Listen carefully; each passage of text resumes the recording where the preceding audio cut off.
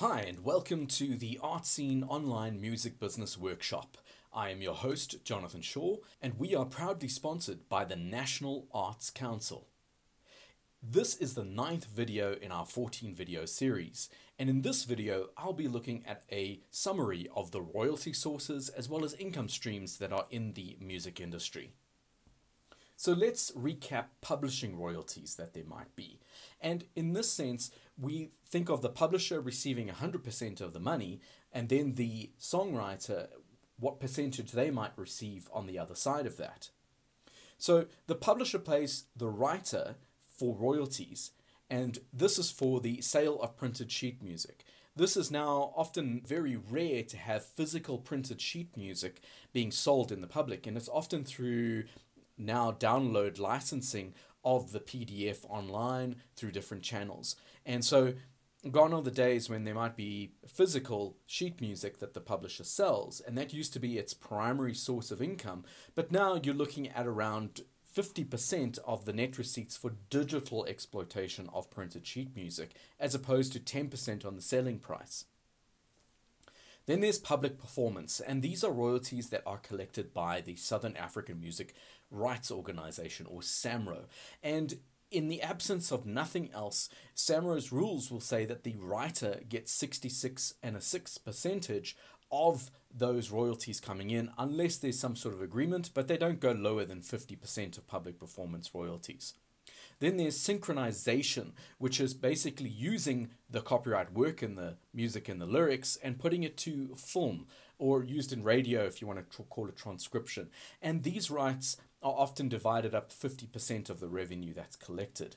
Then there's transcription rights, as we mentioned, that's 50%. And mechanicals. Mechanical rights are the rights of reproduction, and they often refer to physical sales of the music being used in recordings for streaming or, YouTube or something along those lines. And these days you're looking at about not less than 50% from the publisher. And then, of course, theatre music. If the music gets used in theatre, the publisher will often split 50-50 with the writer. And then any sub-publishing that goes on, the writer will often want to negotiate that those revenues are collected at source, meaning in the country that they were collected, and they earn their royalty from the actual amount that was collected in their favor. Looking at label royalties, so what is a record company going to earn? They might earn from physical sales, which are declining. So a lot of your CD sales have drifted very, very low, and we're finding that the record company is maybe moving to niche physical sales in terms of vinyl these days. And so then there's also needle time, which is the public performance of the sound recording, and that is collected by the South African Music Performance Rights Association, or SAMPRA, as well as the Independent Music Publishers Association, or IMPRA. And then licensing income. And they might earn income from music use licenses, so that is using it in films and advertising, and then compilations that might be put together for physical release, and then streaming and downloads, which are the normal revenue areas that the record company may earn from. Then the performer's royalties. So now they sign to a record company. What is the performer earning? Well, that's around 10% of its physical releases, and I would say around 50% and not less for digital releases, although the record company will negotiate that amount down. And there might be certain deductions that are placed on these royalties, such as if it's harder to get into a particular territory, say overseas, any gifts if they're having to lose stock for gifting and giving out to the industry. There might be a reserve that's held against particular royalties if it's physical stock that is leaving to go into stores and is getting held by stores before being sold. There might be an all-in fee. So if you've hired a producer as the artist, you're going to have to pay that producer.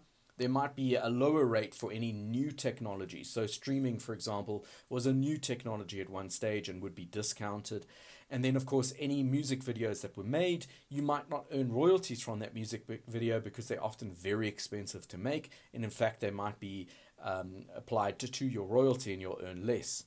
And then in the old days, stock used to get broken quite easily, and there would be a 90% of net sales clause, and there is no need for that, as online nothing can be broken these days. And then the artist should seek to limit all of these reductions as best they can. And of course, you might negotiate a catch-all clause saying that no matter where any other revenue is made, you will want to earn a certain percentage of that revenue, for example. Then producers' royalties. If you're working as a producer and being hired by an artist or a label, you could work for a fixed fee. Otherwise, you're going to be negotiating some sort of royalty, and on physical stock, it might be, or physical sales, it might be 4% of the published price to dealer. In other words, the price that is getting presented to the dealer being the retail store or something like that. Otherwise, it's 35% of the net receipts of the licenses that are being pulled in. Net receipts is the actual amount of money that's being received by the party which is paying out the royalty. And of course, all of these might be subject to the similar royalty deductions that the artist had.